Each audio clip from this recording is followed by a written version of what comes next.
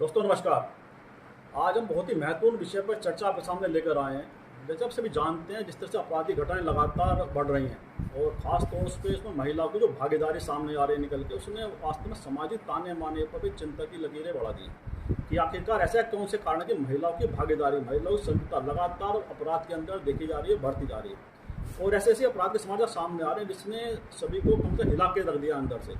और अभी ताज़ा जैसे एक समाचार था कि इंदौर का एक परिवार मेघालय हनीमून मनाने गया था, लेकिन वहाँ पर उनकी पत्नी को लेकर तमाम बातें जो मेघालय पुलिस ने कही हैं उसने सबको चौंका कर रख दिया। तो शादी के कुछ ही दिन के पश्चात अगर कोई महिला अपने पति की हत्या में शामिल हो तो ये वास्तव में पूरे जो परिवेश जिस तरह से समाज में बन रहा है उस पर बड़े सवाल निशान लगाता है। साथ ही इससे कुछ दिन पहले उत्तराखंड से समाचार सामने आया था जिसमें एक महिला ने अपनी नाबालिग बच्ची के साथ 12-13 वर्ष की बच्ची के साथ यौन शोषण अपने दोस्तों के साथ मिलकर कराया। तो ऐसी घटनाएं समाज को अंदर तक हिला देती हैं। आज इस विषय पर चर्चा करने के बाद देश की बहुत ही प्रबुद्ध महिलाएं हमारे इस चर्चा में शामिल हैं और शिक्षा से जुड़ी हुई हैं, प्रोफेसर हैं, प्रिंसिपल्स हैं, क्योंकि वो लगातार छात्रों के बीच रहती हैं और उनके पेरेंट्स के बीच भी कहीं ना कहीं उसका संवाद रहता है। तो वो ज़्यादा बेहतर बता सकते हैं समाज के अंदर जो परिवर्तन इस तरह से आ रहा है उसके पीछे ऐसे कौन से कारण वे देख पाती हैं, समझ पाती हैं। तो इन सब विषयों पर चर्चा करने वाले बहुत ही वरिष्ठ और प्रबुद्ध महिलाएं आज इस चर्चा में शामिल हैं। हमारे साथ आरजी डिग्री कॉलेज की प्रिंसिपल डॉक्टर निवेदिता मलिक जी हैं। तो मैं उनसे जानूंगा सबसे पहले कि आपको क्या लगता है वर्तमान जो दौर इस समय देखा जा रहा है, महिलाओं की संख्या लगातार अपराध के अंदर आ रही है और बड़े ऐसे क्राइम है जहाँ पर महिलाओं का होना कोई सोचता नहीं था कभी जी। अब जो वास्तव में जो परिवर्तन देखा जा रहा है, महिलाओं की भागीदारी क्राइम के अंदर आ रही है और मतलब मेन साजिशकर्ता के तौर पर उनका नाम सामने आ रहा है, इसके पीछे कौन से कारण आप देख पाते हैं? वास्तव में हमारे संस्कृति में क्या, भारतीय समाज में क्या है, प्राकृतिक रूप से ही महिलाओं को थोड़ा सौम्य और मानवता के ज़्यादा नज़दीक माना जाता है, लेकिन इन अपराधों में लगातार उनकी संलिप्तता बढ़ती जा रही है, ये सोचने का विषय है।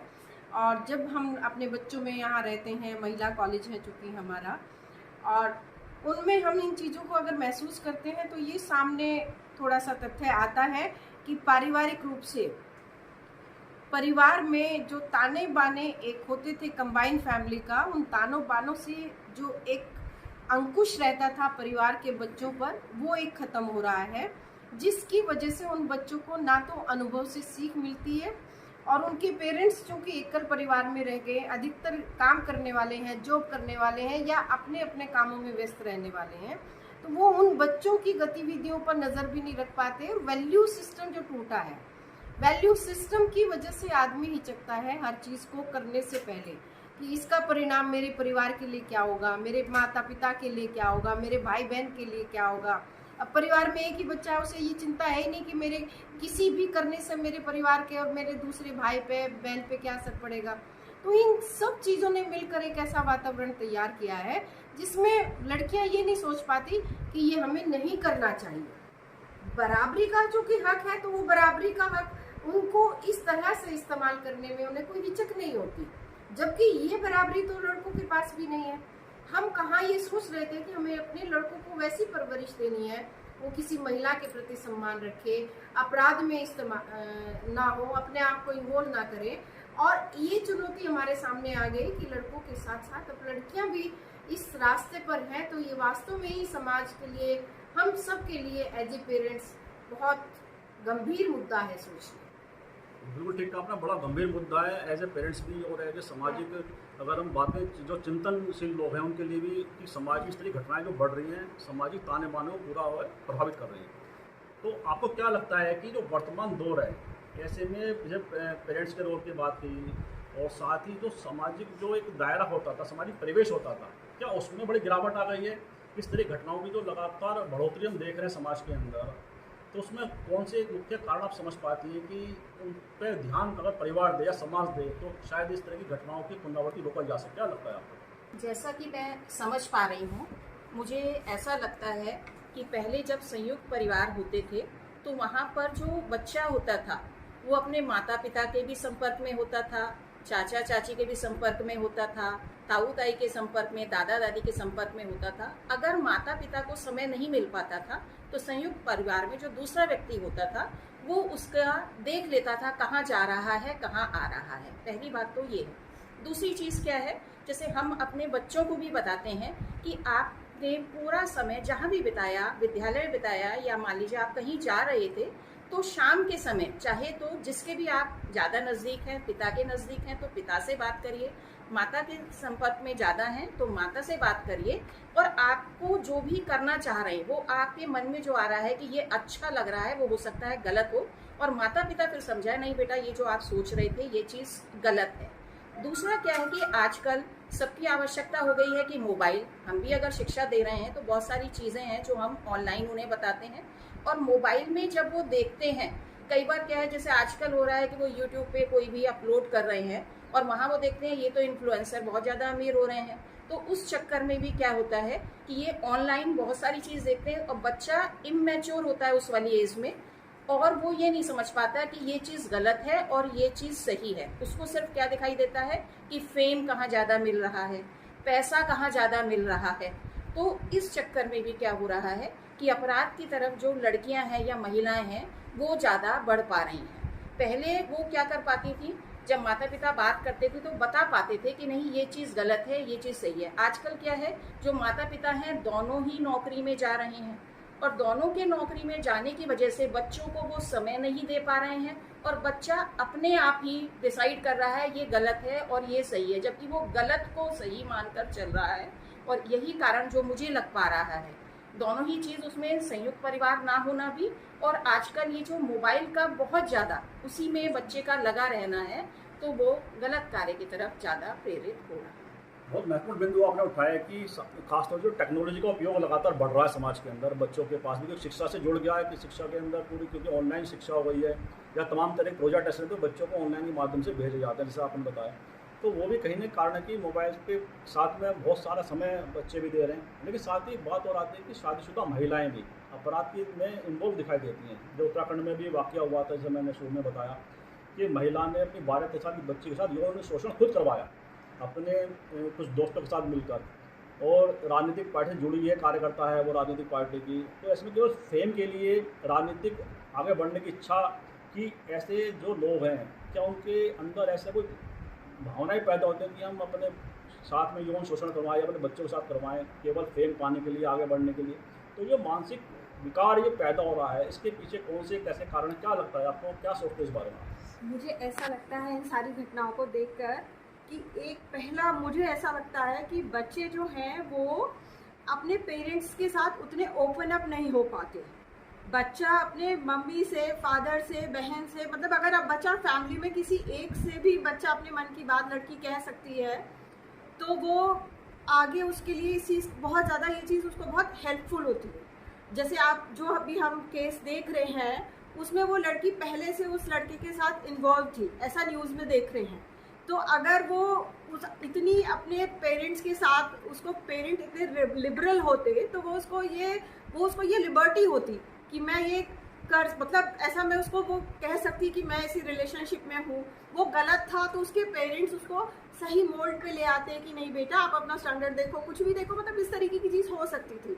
और ऊपर से धीरे धीरे एक जो हमारे यहाँ पे, मेरे को ऐसे लगता है कि जो एक इकोनॉमिक सिस्टम है जिसमें ब्रांड्स और ये सारी चीज़ें इतनी बढ़ रही हैं, जिसकी वजह से क्या हो रहा है कि लड़कियाँ जो हैं उनको ऐसा लगता है कि हम उसको कैसे अचीव करें, और उसके लिए मानसिक कुंठा जो हमारे अंदर मन में डेवलप हो रही है, वो कुंठा उस चीज़ का मुझे ऐसा लगता है बहुत ज़्यादा वो है, कारण है इस चीज़ का। क्योंकि कोई भी नॉर्मल व्यक्ति, मतलब बहुत सारी लेडीज़ हम अपने आसपास भी देखते हैं जिनकी शादी अच्छी नहीं थी लेकिन फिर भी उन्होंने वो शादी चलाई, और यहाँ तो कोई ऐसा मसला ही नहीं था कि जहाँ बहुत ज़्यादा समय हुआ हो, वो लड़की टॉर्चर हुई हो।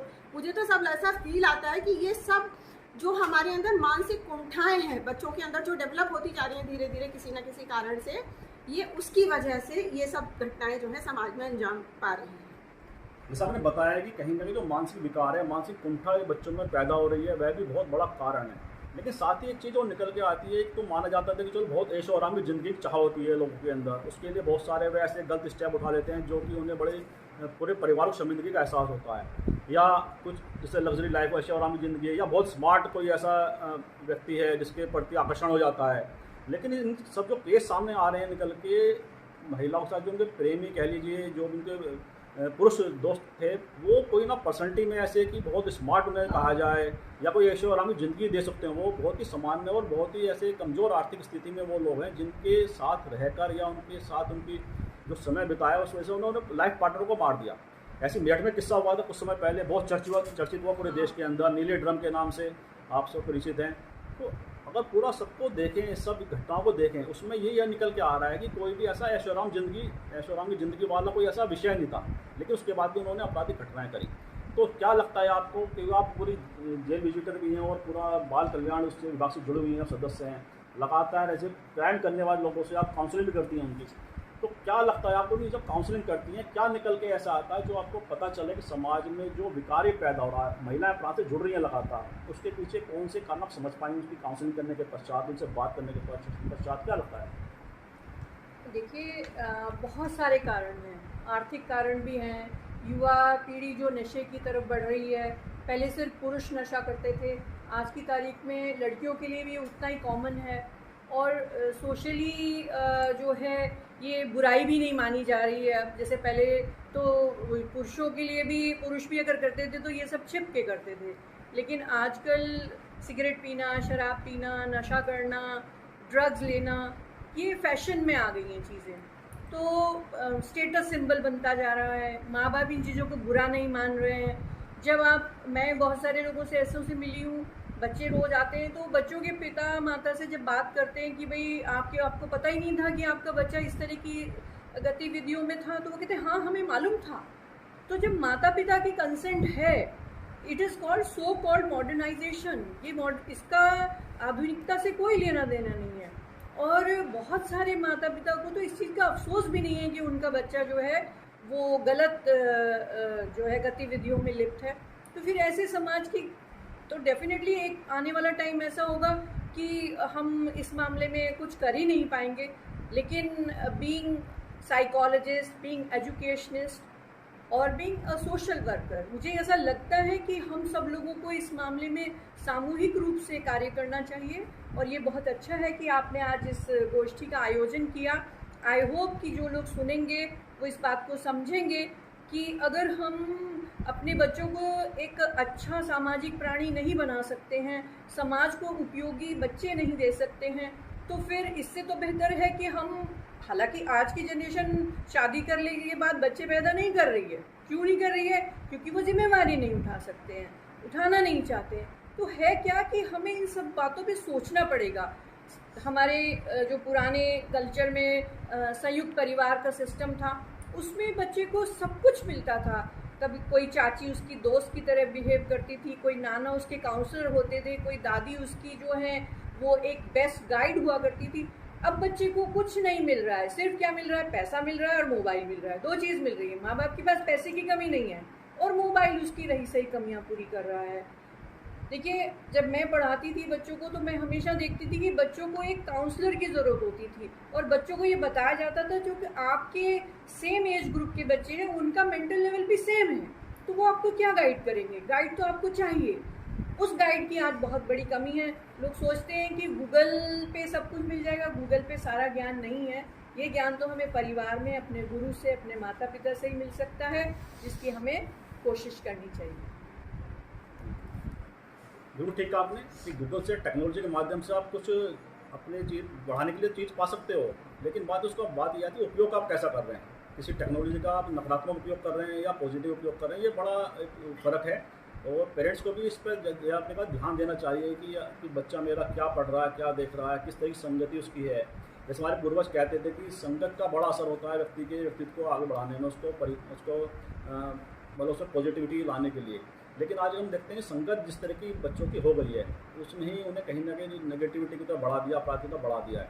तो आपको क्या लगता है कि जो विषय सामने निकल के आ रहा है चर्चा में, एक तो बच्चे की सोसाइटी, कि किस तरह की सोसाइटी में बच्चा बैठता है, और किसी भी एज ग्रुप का हो, चाहे बड़े हों, उनकी सोसाइटी क्या हो, किस तरह के विचारों का आदान प्रदान में मोबाइल के माध्यम से कर रहे हो, या जहाँ उठते बैठते हैं वहाँ विचारों का कैसे उनके पास आ रहे हैं, कैसे विचार वो दे रहे हैं। तो उसको देखना बड़ा, उसको फोकस करना भी बड़ों का दायित्व हो गया परिवार के, कि बच्चा मेरा क्या कर रहा है, किस तरह के समाज में उठ बैठ रहा है। क्या लगता है आपको? इस गोष्ठी के आयोजन के लिए मैं साधुवाद देना चाहूँगी।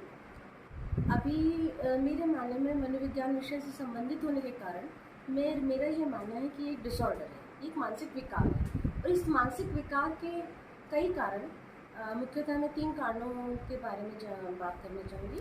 पहले कारण परिवार के बारे में हम चर्चा कर चुके हैं कि परिवार तो मेरा तो मानना है कि परिवार ही सबसे बड़ा कारण होता है। संयुक्त परिवार टूटना और न्यूक्लियर फैमिलीज़ में आना, और उसमें बच्चे को क्वालिटी टाइम ना दे पाना, बच्चे की अंदर क्या चल रहा है वो बातें ना जान पाना।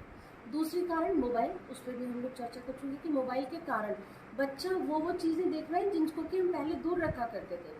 माता पिता होते थे, कोई टीवी में ऐसा सीन आ जाता था तो माता पिता तो टीवी बंद कर देंगे या खुद उठ के चले जाते थे, लेकिन आज फ़ोन पे सब कुछ एक क्लिक पर उपलब्ध है।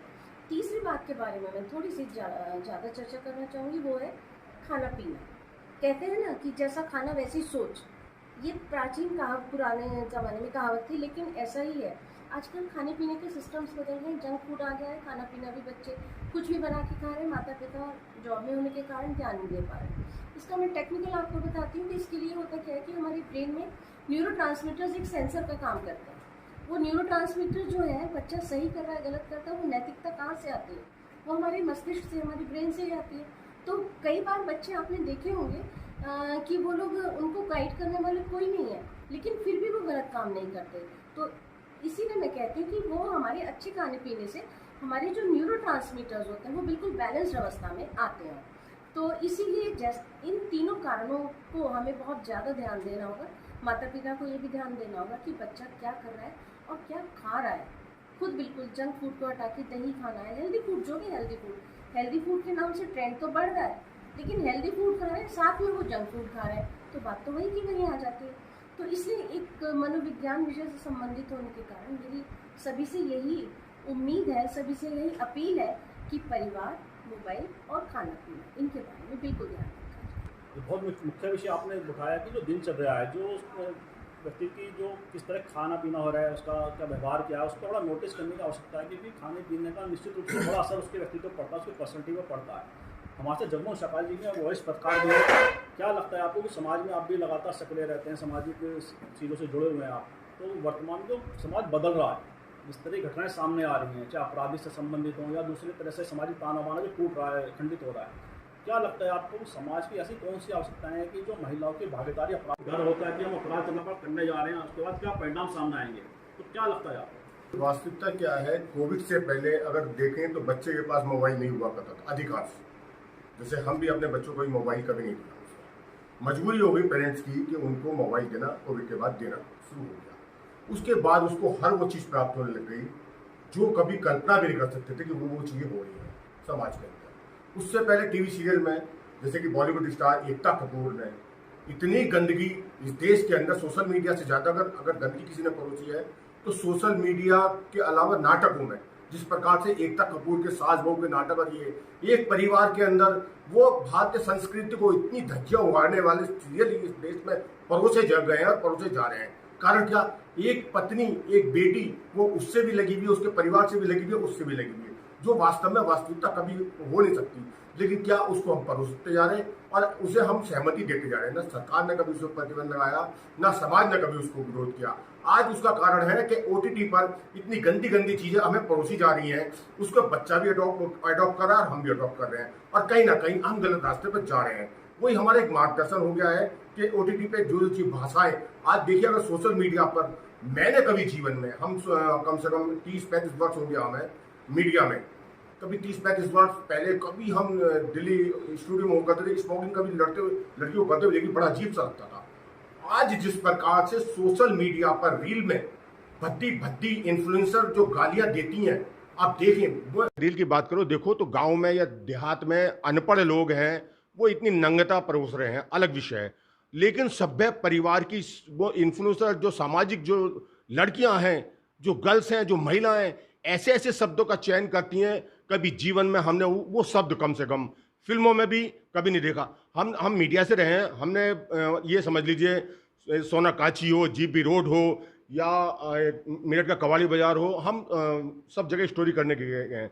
लेकिन उनमें भी एक संस्कार सभ्यता होती है जो वेश्या समाज को कभी उन्होंने बड़े तहजीब सलीके से होती हैं, उनमें कभी भी असभ्यता और ना उनके व्यवहार में, ना उनके कपड़ों में वो चीज़ें कभी नहीं झलकती। लेकिन जिस प्रकार की तस्वीरें सोशल मीडिया पर परोसी जा रही हैं, जो रील में दिखाई जा रही हैं, उससे क्या सीखे नहीं।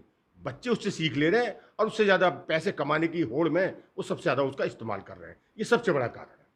वो जैसा आपने बताया कि सोशल मीडिया का बड़ा रोल है इस तरह की घटनाओं के जो करने में, जो लोग सक्रिय हैं, कहीं ना कहीं सोशल मीडिया का बड़ा प्रभाव उन पर पड़ रहा है। और तमाम तरह की डिवाइस के सोशल जिस तरह की चीज़ें कंटेंट सोशल मीडिया पर उपलब्ध हैं, इंटरनेट पर उपलब्ध हैं, उससे क्राइम करने का जो तरीका होता है बड़े आसानी से उन्हें मिल जाता है।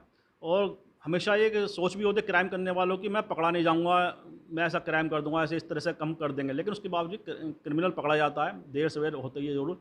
लेकिन विषय यही निकल के आता है कि जो जैसा सभी आपने कहा कि 2-3 बातें मुख्य रूप से सामने आई कि पेरेंट्स का बड़ा एक असर है कि अपने बच्चों पे वो हमेशा विश्वास करके चलता है कि मेरा बच्चा सबसे बेहतर है समाज के अंदर, और दूसरे बच्चे सारी कमियां दूसरे बच्चों में है। तो अपने बच्चों की कमियों को नज़रअंदाज करना आज के समय में क्या ज़्यादा भारी पड़ रहा है परिवार के ऊपर, क्योंकि बच्चों को हर आदमी, जैसे मैंने कहा कि अपने बच्चों को हरिश्चंद्र मानता है, वही मानता है कि सबसे बड़ा एक आज्ञाकारी बच्चा है मेरा, लड़की हो चाहे लड़का हो। उनकी कमी नज़रअंदाज करना क्या सबसे बड़ी कमी समस्या है इस समय समाज की है? इस समय पेरेंट्स का नज़रअंदाज करने के साथ साथ उनका जो पालन पोषण तरीके में वो चाहते हैं कि मेरे बच्चे को हर सुविधा मिले, और उस सुविधा को देने के कारण ही वो बच्चे को हर उसकी बात मानते चले जाते हैं, कभी उसको इनकार सुनना ही नहीं सिखाते।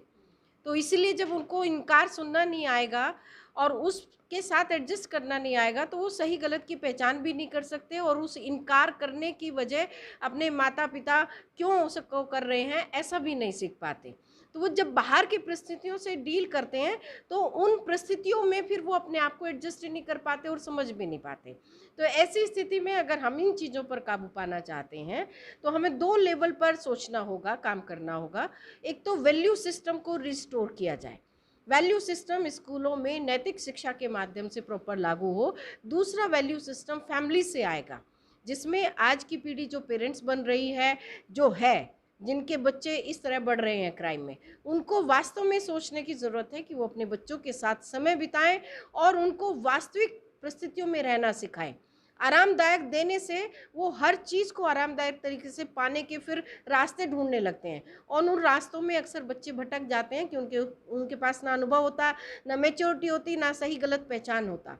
तो सही गलत का पहचान करने का जो पहला माध्यम है वो पेरेंट्स ही होते हैं, फैमिली होती है। इस पर काम करने का होगा, हम सब पेरेंट्स को करना होगा, तभी स्थिति में कुछ सुधार की हम उम्मीद कर सकते हैं। बिल्कुल सही कहा आपने कि पेरेंट्स को जिम्मेदारी बनती है, और उन्हें जिम्मेदारी का एहसास भी होना चाहिए कि ठीक है बच्चे के प्रति विश्वास होना चाहिए, लेकिन उसकी जो गलतियाँ या कमियाँ हैं उसको छिपाने की जगह उस पर उसकी काउंसलिंग करनी चाहिए, समझाना चाहिए कि सब अच्छा क्या है बुरा क्या है। और आजकल जो वर्तमान में कि शिक्षा भी ऐसी हो गई कि बच्चे लगातार बाहर जा रहे हैं पढ़ने के लिए, चाहे नौकरी के लिए, तमाम तरह के ऐसे क्योंकि सेक्टर डेवलप हो चुके हैं, चाहे IT सेक्टर हो या तमाम दूसरे सेक्टर हैं, कि बच्चे पढ़ाई के बाद अपने शहर को छोड़कर दूसरे शहर में जाते हैं, जहाँ पे अनजान संस्कृति के, अनजान परिवारों के बच्चे वहाँ उन्हें मिलते हैं। अलग अलग विभिन्न संस्कृतियों के बच्चों से उनका मेल मिलाप होता है, उठना बैठना होता है। तो क्या जब विभिन्न संस्कृतियों के बच्चे, विभिन्न परिवेश के बच्चे जब आते हैं, वहाँ पे बैठते हैं, साथ में रहते हैं, PG में अलग अलग परिवार के, अलग अलग परिवेश के बच्चे साथ में रहते हैं, तो वहाँ जो सामाजिक मान्यताएं टूट रही हैं, सामाजिक जो पूरा परिवेश का जो एक सिस्टम था हमारे समाज के अंदर, क्या वहाँ बिखर रहा है? उसकी वजह से ऐसा कारण है कि विकृतियाँ समाज में लगातार बच्चों के मन में पैदा हो रही हैं। क्या लगता है आपको, क्या ये बड़ा कारण है कि विभिन्न क्षेत्रों के, विभिन्न परिवेश के जो बच्चे एक साथ उठ रहे बैठ रहे हैं, क्या वह भी कहीं ना कहीं इन चीज़ों को बढ़ावा दे रहा है? हाँ, मैं तो यही मानूंगी कि अलग अलग संस्कृति के बच्चे जब एक जगह बैठते हैं तो उसका प्रभाव पड़ता है, क्योंकि जब हम पढ़ाते हैं साइंस में एक यूजेनिक्स होता है और एक यूफेनिक्स होता है। किसी भी बच्चे के अंदर एक विकृति आ जाती है तो उसको हम उपचार के द्वारा ठीक कर सकते हैं, लेकिन एक विकृति ऐसी आती है जो वातावरण से आती है। तो किसी भी बच्चे का अगर वातावरण, किसके साथ वो बैठ रहा है, कैसे लोगों से बात कर रहा है, कैसे लोगों से वो मिलजुल रहा है, तो इसका बच्चे के ऊपर बहुत ज़्यादा प्रभाव पड़ता है। मान लीजिए कोई बच्चा है जो घर से इतना अमीर नहीं है, जिनके साथ वो बैठ रहा है उसके पास पैसा है, तो अब वो बच्चा क्या चाहेगा, वो बच्चे से मेरा मतलब है वो बड़ी लड़की भी हो सकती है, वो महिला भी हो सकती है, उसके पास एक जो संसाधन है, उसके पास जो पैसा है वो तो कम है, लेकिन वो दूसरों को देखकर चाह रही है कि मेरे पास भी ये सारे सामान हो, उसमें कपड़ा भी आ जाता है, उसमें ज्वेलरी भी आ जाती है, उसमें घूमने का भी आ जाता है, तो फिर उसका जो माइंड है वो इस तरह से वर्क नहीं करता कि जो दूसरा है उसको पैसा ठीक तरह से मिल पा रहा है, उसके माता पिता दे पा रहे हैं लेकिन मेरे पास नहीं है। तो वो क्या एफर्ट करता है कि किसी भी तरह से मेरे को ये पैसा मिलना चाहिए, अब वो चाहे तरीका गलत है या सही है। तो जैसे जो आजकल की घटनाएं हैं उसमें मान लीजिए कोई लड़की है या लेडी है, उसकी शादी हो गई है, उसको पता है वो ठीक कमा रहा है, अच्छा परिवार मिलेगा, अच्छा परिवेश मिलेगा, लेकिन जिससे वो प्यार करती है उसने उसे झूठ बोला हुआ है, वो कुछ समय के लिए उसको पैसा दे पा रहा है। तो वो लेडी केवल क्या समझ पा रही है, उसको केवल वो 4 दिन दिखाई दे रहे हैं कि 4 दिन के लिए मेरे पास ये अच्छा रहने को होगा, अच्छा पहनने को मिलेगा, अच्छा खाने को मिलेगा।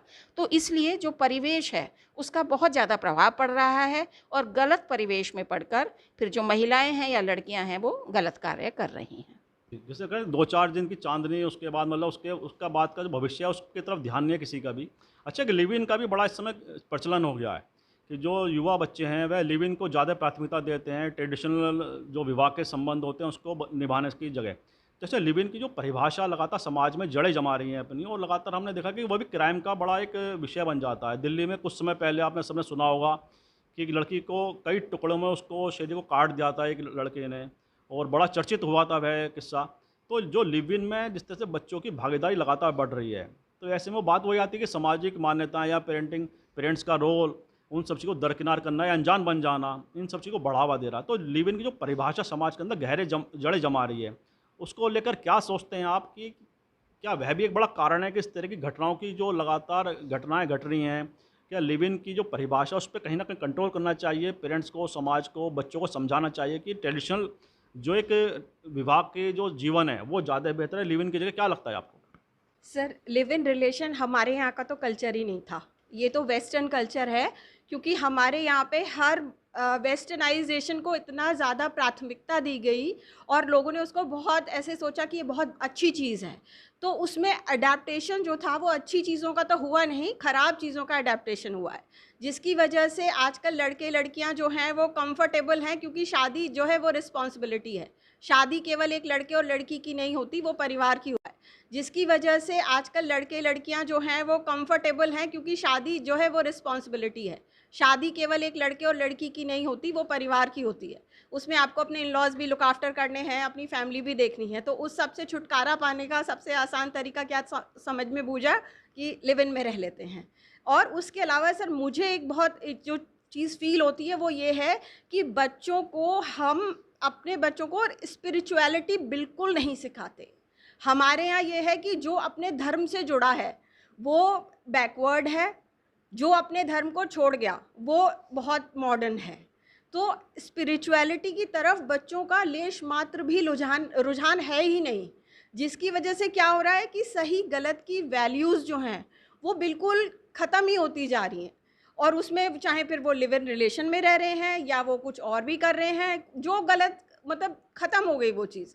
क्योंकि एक चीज़ है कि ईश्वर का डर, अगर हम ये सोचें कि भाई भगवान हैं तो उनका कहीं हमारे मन में एक डर भी है कि ईश्वर हैं। तो क्योंकि ये जो जनरेशन्स हैं जो वो क्या सोचती हैं कि कहाँ हैं भगवान, क्या कर रहे हैं भगवान, तो उसकी वजह से स्पिरिचुअलिटी की तरफ बिल्कुल जाते ही नहीं हैं। तो वो मन में विकार को दबाने के लिए कोई चीज़ ही नहीं है, विकार बढ़ते ही जा रहे हैं और फिर वो इतने भयावह रूप में सबके सामने आ रहे हैं। आपने भी मुख्य मुद्दा वो उठाया कि जो परंपराएं परिवार की, चाहे धार्मिक परंपराएं, कहीं ना कहीं उससे बच्चों का विमुख होना, उन बच्चों को वो संस्कार बच्चों को ना देना, ये बड़ा कारण है।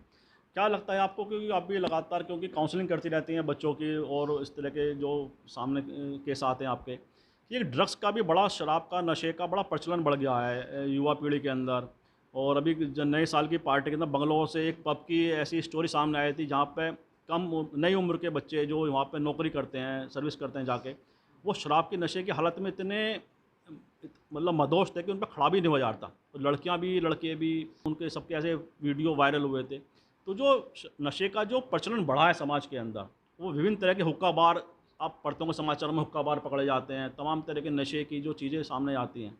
तो इसकी जो प्रवृत्ति पर अंकुश लगाने के पीछे कौन से ऐसी चीज़ हैं कि प्रशासन को, सरकार को ज़्यादा और सतर्कता बरतनी चाहिए, समाज को भी कहीं ना कहीं आगे आना चाहिए उन सब चीज़ों पर रोकथाम के लिए? क्या लगता है आपको? देखिए प्रशांत जी, सरकारों को तो नशे से बच्चे और लोग जितना ज़्यादा नशा करेंगे सरकार को उतना रेवेन्यू ज़्यादा मिलेगा।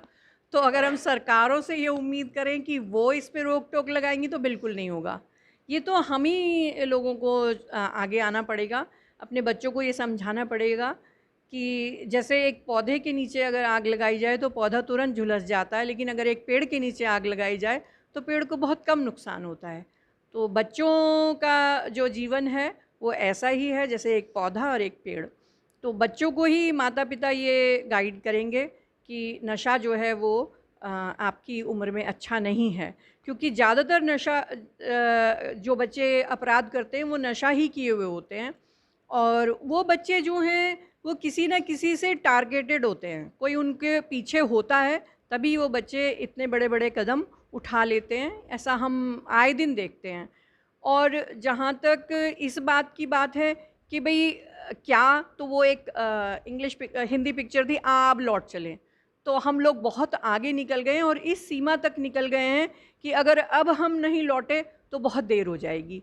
तो हम सब लोगों को ये प्रयास करना होगा कि हम अपने बच्चों को जो है नैतिक मूल्यों का पाठ पढ़ाएं, और दादी नानियाँ जैसे बच्चों को सोते समय बिस्तर में लिटाते हुए कहानियाँ सुनाती थी तो बच्चों का चारित्रिक निर्माण होता था। जितने भी आप महापुरुषों की कहानियाँ उठाकर देखें तो ये पाएंगे कि उनकी सबकी माताएं जो थीं वो बहुत धार्मिक स्त्री थीं, और उन्हीं का उनके जीवन पे सबसे बड़ा इम्पैक्ट पड़ा। हमारे कल्चर में अगर बच्चा अपनी माँ को सबसे ज़्यादा महत्व देता है तो उसकी वजह यही है कि माँओं ने अपना सब कुछ त्याग के अपने बच्चों के जीवन को बनाया, और आज माँ ही भूलती जा रही है कि मेरा रोल क्या है। माँ को ही त्याग करना पड़ेगा, और माँ ही जो है वो पूरे समाज की धुरी होती है।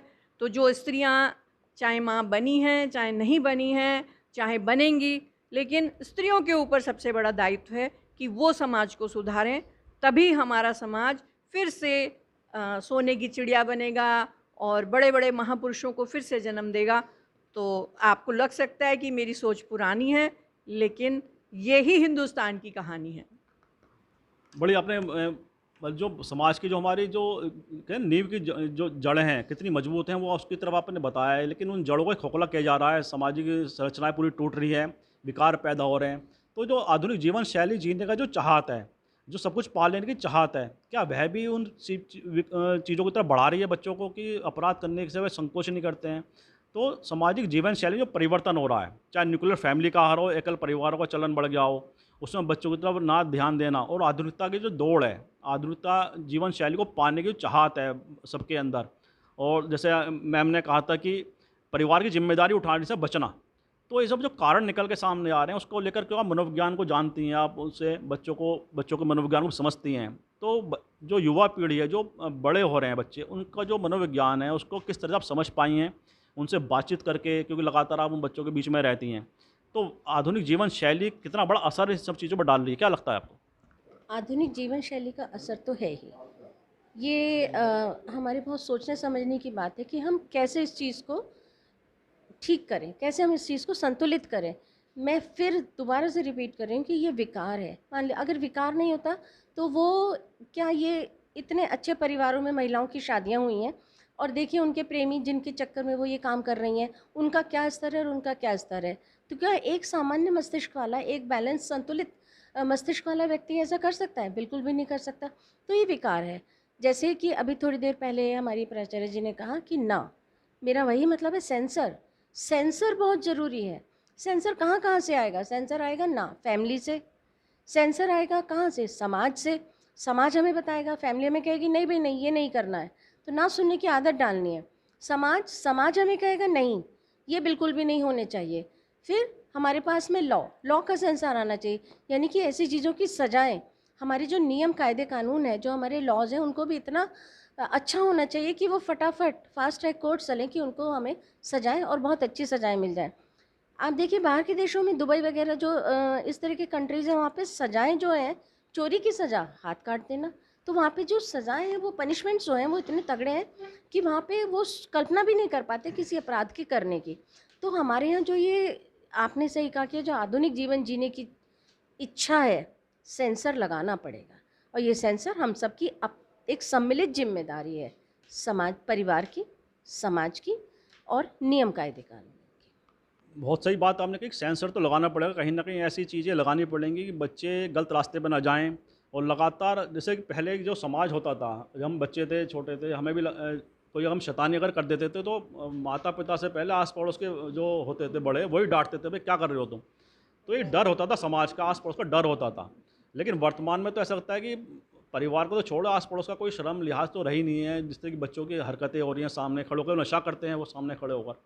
तो ये बड़ी विडंबना है समाज की, जो लगातार उसकी जो पूरी मान्यताएं थी दरक रही हैं, टूट रही हैं। तो जगमोहन जी, क्या लगता है आपको, क्योंकि लगातार जैसे आप तो हमेशा इन चीज़ों में सक्रिय रहते हैं, सामाजिक चीज़ों को लेकर, या पत्रकार होने के नाते, और काउंसलर भी रहे हैं आप कैंटोनमेंट बोर्ड के, तो तमाम परिवारों में आपका आना जाना रहा है।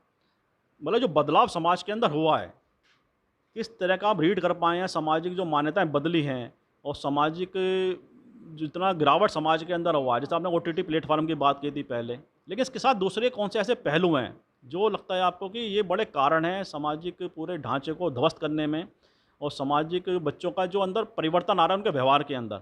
एक तो बड़े हिंसक भी बच्चे हो रहे हैं इस समय, हम देखें कि हिंसा करने में कोई डर नहीं रहे उन्हें। लगातार आप समाचार पत्र उठाओ, मतलब शुरू के 2-3 पन्ने तो क्राइम से भरे हुए हैं, और उसमें उम्र का कोई मतलब वो नहीं रहेगी, पहले बड़े लोग क्राइम कर रहे हैं, बच्चा कर रहा है, मतलब तो बच्चे भी इतने इन्वॉल्व क्राइम के अंदर हो रहे हैं कि हिंसा लगातार ऐसी बढ़ गई है उनके अंदर कि कुछ संकोच ही नहीं रहा।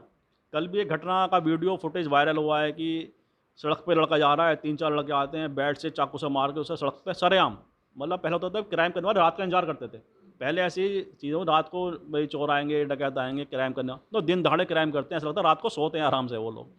तो जो बदलाव समाज के अंदर आ रहा है, क्रिमिनल्स के माइंड में जो बदलाव आ रहे हैं, क्या लगता है कि उनसे मुख्य पहलू आप देख पाते हैं इन सब चीज़ों के पीछे? देखिए, पहले स्कूलों के अंदर नैतिक शिक्षा पढ़ाई जाती थी, नैतिक पाठ पढ़ाया जाता था। आज वो चीज़ें नहीं हो गई हैं। समाज के अंदर जो बच्चों जो आधुनिकता है जो परोसी जा रही है, रोल मॉडल उसका वो हो गया है। जिस प्रकार से आज देखो, जो युवा है वो थार को पसंद करता है, उसके बाद कहीं ना कहीं थार आते ही उसको कहीं ना कहीं एक उसी मतलब एक अजीब सा उसमें आ जाता है, जो उसके वो मैं शहर का डॉन हूँ। तो एक ये प्रवृत्ति जो आ गई है, सबसे बड़े जो कारण है, महत्वपूर्ण जो बिंदु हैं, जो सोशल मीडिया के माध्यम से युवक को करोड़पति बनना, अरबपति बनना और बड़ा डॉन बनने का एक बहुत बड़ा जो रोल मॉडल जो जिसे समझने लगे हैं, कारण ये भी हो गया है। दूसरा कारण ये भी है, जब आज के टाइम में जो लड़कियां हैं कहीं ना कहीं शराब पी रही हैं। अभी देखा आपने रामपुर का कल ही सोशल मीडिया पे वीडियो वायरल हुआ था, एक सभ्य परिवार की मतलब पढ़ी लिखी सी लड़की लग रही है सड़क पे लेटी हुई, शराब पी के हुई। ऐसे कभी सीन नहीं आया करते। उसका कारण क्या है? हम शादियों में जाते हैं, कारण क्या है? आज जब मेरी बेटी है वो शराब नहीं पी रही, अलग बात है, जब उसकी शादी हो जाती है वो हस्बैंड के साथ पैक पीती है, शराब पीती है। मैं बाप हूँ, मैं देखता हूँ उसे स्वीकार करता हूँ, लेकिन बेटी है तो उसे स्वीकार नहीं करता। मैंने ऐसी बहुत सी पार्टी अटेंड करते हैं, देखते हैं, तो उसमें वो स्वीकार की जाती है। तो आज क्या है, आज अगर शादी ब्याह में अगर देखें तो कहीं ना कहीं आज महिलाओं के लिए अलग बार टेंडर बनाए जाते हैं, जिसमें महिलाओं के लिए भी शराब की विशेष व्यवस्था की जाती है। क्या चीज़ें व्यवस्था हम परोसी जा रहे हैं। अगर घर जो बिगड़ने की अगर बात करूँ तो पहले क्या था कि आज सबसे ज़्यादा जो है महिलाओं के जो परिवार बिगड़ने का कारण है वो कहीं ना कहीं माँ भी है सबसे बड़ी। पहले संवाद करने के कोई साधन नहीं हुआ करते थे, फ़ोन पर चर्चा करने के कोई साधन नहीं हुआ करते थे। जब से मोबाइल आ गए और फ़ोन आ गए तो बेटी सीधा माँ से कहती है, आज मेरे को एसी नहीं मिला, आज मेरे को ये नहीं मिला, आज खाने को नहीं मिला, आज घूमने को नहीं मिला। तो सबसे बड़ा कारण जो है आज ये जो संचार जो है समाज माध्यम, ये भी कारण हो गए हैं। कल मैं दिल्ली सफ़र कर रहा था, प्रशांत जी के एक 20-22 साल का बच्चा था हमारे साथ में। वो चाचा कहता है, चाचा मेरा तो मन करता है मैं शादी नहीं करूँगा। डर लगने लगा इस चीज़ को देख के, जिस प्रकार से लड़कियों के ये केस जो आ रहे हैं, मुस्कान हो, सोनम हो, ये खौफ, ये डर पैदा हो गया है आज लड़कियों को देख के। और आज के टाइम में लड़की क्या चाहती है?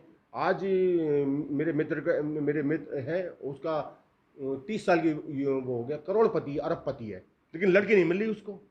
लड़की क्या है? लड़की मिल तो रही है क्योंकि वो व्यापार कर रहा है, लड़की मिल रही है, उसे मल्टीनेशनल कंपनी में काम करने वाला चाहिए, क्योंकि लड़की भी अकेली रहे, लड़का भी अकेला रहे। ये स्थिति आज के टाइम में लड़की भी पसंद कर रही है। उसे व्यापारी नहीं चाहिए, उसे ऐशो आराम नहीं चाहिए, उसे आज़ादी चाहिए, एकांकी परिवार चाहिए, स्वतंत्रता चाहिए। ये कारण भी बहुत बड़ा कारण है पसंद।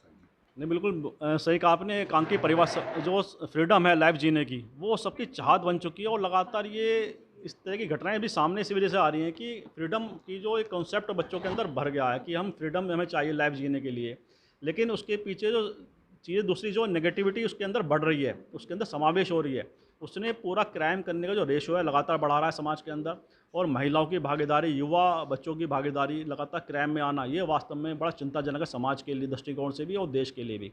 और इन सबको विषय पे हर संवेदनशील व्यक्ति को, समाज को सामने आना चाहिए। हम देखते हैं कि जब कोई ऐसी घटना घटती है, विभत्स रूप से जो रेप की घटनाएं घट जाती हैं, बड़े एकदम हिंसा उसमें शामिल होती है, तो सामाजिक संगठन के लोग या समाज उसमें कैंडल मार्च निकाल लेते हैं, कैंडल जला के रोष प्रकट करते हैं। लेकिन जब आसपास के हमारे बच्चे उनमें शामिल होते हैं तो कहीं ना उन्हें बचाने का प्रयास भी करते हैं। दोहरे मापदंडों वाला समाज जो हम पैदा कर रहे हैं या बना रहे हैं, वो इस तरह की विकृति को लगातार बढ़ा रहा है, अपराध की घटनाएं लगातार बढ़ा रहा है। इस पर सबको सोचना पड़ेगा, मंथन करना पड़ेगा, चिंतन करना पड़ेगा कि आखिरकार इस तरह की क्राइम को हम कैसे रोकें। और आज हमारी चर्चा में बहुत ही प्रबुद्ध महिलाएं रहीं जो शिक्षा से जुड़ी हुई हैं और अन्य अन्य विषयों से जुड़ी हुई हैं, क्योंकि वे जानती हैं, युवाओं में, बच्चों में रहती हैं, छात्रों में रहती हैं कि किस तरह की मानसिक उनके अंदर परिवर्तन रूप आ रहा है और किस तरह की चीज़ें हो रही हैं। और बड़े विस्तार से उन्होंने हर विषय को उठाया है, बताया है, और मुझे विश्वास भी है कि आप सबको चर्चा जरूर पसंद आएगी। साथ ही हमारा आग्रह हो रहा है कि इस चैनल को सब्सक्राइब करें, लाइक करें, शेयर